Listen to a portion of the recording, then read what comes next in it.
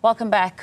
We continue our rolling coverage with tributes pouring in for the former Finance Minister and former Cabinet Minister Pravin Gordhan. Now we speak to the former Finance Minister Trevor Manuel for a tribute to Pravin Gordhan. Mr. Manuel, thank you for joining us this morning, and our condolences to you as well. You've penned such a remarkably beautiful tribute as well to your former comrade as well, Pravin Gordhan. As you reflect on him, you say that he was always ready to step up. A little earlier, Iman Rapeti was speaking to his daughter, Priyesha, who was also reiterating that sentiment as well, to say he was a fighter and a soldier. Just give us your reflections of him too, please. Look, the fighter and soldier is a very clear articulation of what Pravin Gordhan was. For a very long time, he was an activist for at least 50 years of his life.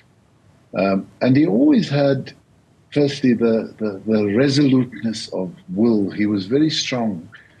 He considered matters very clearly and took decisions. And he was very persuasive in the way in which he said about bringing others closer to him. You would have seen throughout his life, there were always people around him who had been persuaded by him to see things in a similar way. He was also gifted with the amazing, most remarkable strategic sense. He could see opportunities and moments in struggle. I've reflected on the fact that when floods wiped out very poor people near Durban, a place called Seacow Lake in the 70s, Pravin stepped up and saw that as an opportunity to start building a civic movement as people were housed from Seacow Lake into new areas. And so the Durban Housing Action Committee was born out of that and became one of the key planks of a civic movement. That civic movement also laid the basis for what happened later, the formation of the UDF. The formation of the UDF was made up of civic organizations, women's organizations, and youth movements around the country. And that idea to form a united front, I've said, was birthed on the stoop or the balcony of the flat that Pravin lived in above his parents' sari shop in Prince Edward Street in Durban. And he was banned at the time, but he wasn't held back. He saw opportunities. He was restricted to meeting with one or two people then, but he always saw opportunities to advance struggle. And so through mass organizations like civic organizations into the UDF, soon after the launch of the UDF, of course, repression intensified. There were repeat states of emergency. He then drew on other skills, including the underground skills, because the only way he could survive, actually, was by linking in the underground. Those underground links prevailed, and towards the late 80s, there was an opportunity for advancing armed struggle to secure the gains, and that was Operation Vula, where, again, Pravin Gordhan was a central figure. From about 91, when CODESA was convened to start negotiations, Pravin was a very active member of those negotiations. The detail that went into the crafting of our constitution, you will find Pravin's DNA all over the way in which the constitution is structured and the ease of communication of that constitution. 94, he became a member of parliament, like many of us did.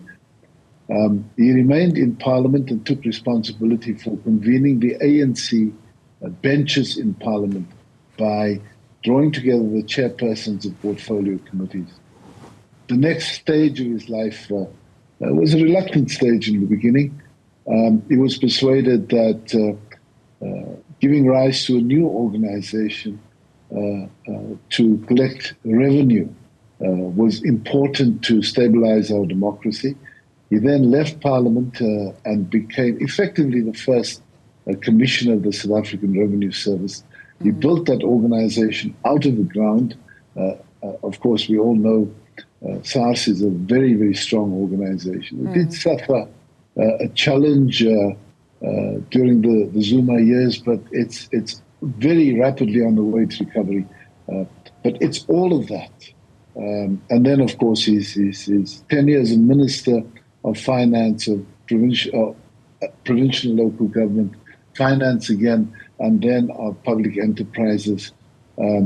It's a long, hard journey that he walked. He did when he concluded his tour effectively on the 29th of May of this year, said that he'd like time with the family, and unfortunately that wasn't to be. And Mr. Manuel, as you're reflecting on him as well, speaking about his role as an activist, and it sounds like he was also an activist till the very end, speaking to Iman Rapeti, his daughter Priyesha, saying that even while he had taken ill health in the last week, he stayed up at night with his family and he was working on his speech for the NIC, and which we know was another civic organization that he was very, very close to indeed as well. So his daughter saying, look, against her wishes as well as a clinician, to say you aren't doing well right now, he was resolute till the very end to say, I have to make the speech, I have to at least write the speech, considering his role as well in the civic organization too. That was truly remarkable. I wasn't at the NIC celebration this past Sunday, but Pravin's speech, which he himself had crafted from his sickbed, was of course a highlight of that. But even in the days just before his passing, this morning, in fact, on Tuesday, he was very ill in hospital. A number of us, as his comrades and friends, pitched up, and we took just a few minutes to greet, and he was happy to greet. And he said, hey, Broer, I'm so glad you've come. Thank you very much for having come. As you can see, the end is nigh. And so he faced those last hours of intense pain towards the last of his living days with courage and fortitude. And he faced that in the same way as he lived all his life, thinking it through to the end and being very rational about the fact that he'd walked this journey, that he has no regrets about the journey he's been on, and that his body's giving in because the organs are being attacked. But he was brave and resolute to the end. As you're speaking of your last encounter with him when you're going to go and visit in hospital too, it just also makes me wonder some of the memories that you reflect back on in your many, many years of friendship with him, if you had to share a fond memory with us. Look, relationships like these work because people can persuade each other. There were various moments when we engaged in debate because of differences of opinion that only sought to draw us closer together. Those kinds of opportunities arose throughout our life and work together. I've reflected on the fact that when Jill Marcus and I approached him as the Minister and Deputy Minister of Finance to ask him to take on this new responsibility, he was unbelievably reluctant at first. He said, no, this is, you're trying to set me up for something else. We went back a few times and persuaded him, and when he was persuaded that democracy needed the mind, the energy, and the determination of a Pravin Gordhan at the Revenue Service, we know that the records speak for themselves. He took that organization from nothing and built it into the formidable agency that it became. And I say one of the tributes to the strength of the SARS under Pravin Gordhan was a letter he once received from the Inland Revenue Service of the United States, which we know the IRS is very feared in the United States. Sent a letter to the Commissioner of SARS saying, we're very impressed with what you're doing. Is it possible that you could facilitate some training for the IRS so that we too can improve our performance. You don't get accolades like that often. It's not written in the citation, but I think that in the world of public administration, it is truly, truly, truly remarkable.